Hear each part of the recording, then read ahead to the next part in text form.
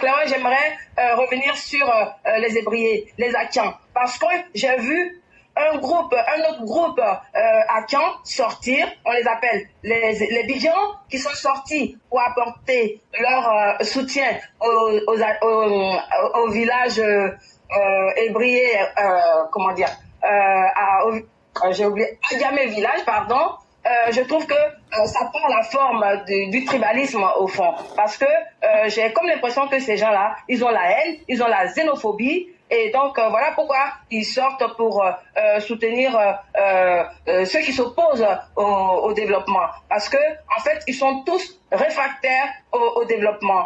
Moi je ne peux pas comprendre que le président Ouattara décide de faire des travaux, que eux ils viennent s'opposer. Franchement, c'est incompréhensible, parce que on sait très bien que à chaque fois c'est de l'argent qu'ils veulent. Parce que je me souviens, ils ont manifesté quand Cissé Bakoro avait été nommé comme gouverneur, ils sont encore sortis, et je me rappelle la dame qui a parlé, la porte-parole, elle s'appelle Madame Coutouan, et encore elle qui disait que non, il fallait pas que ce soit Cissé Bakoro qui soit le gouverneur. Et là encore, c'était du tribalisme, de la xénophobie comme on le reconnaît. Voilà. Et j'ai vu dans des commentaires où les gens disaient que si les Akians sortent pour manifester, de toutes les façons, ça va aboutir à un soulèvement populaire. Et tout à l'heure, dans votre déroulé, vous parliez de violence. Et donc, on les attend. Parce que, effectivement, avec l'aide de l'opposition, ces gens-là, ils veulent amener des troupes dans le pays. Quand ils vont marcher contre la vie chère, au fond, ce n'est pas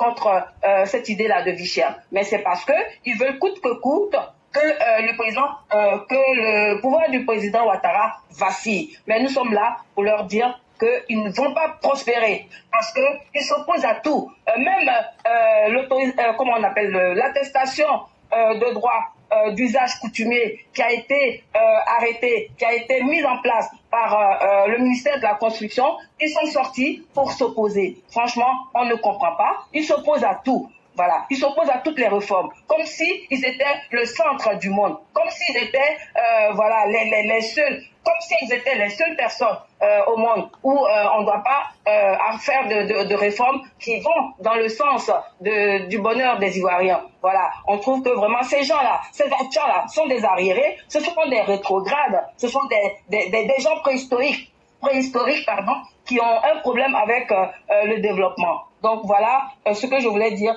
par rapport à cette histoire d'Action qui me sort par les pores. Voilà, éclairage ce que je voulais dire. Merci beaucoup.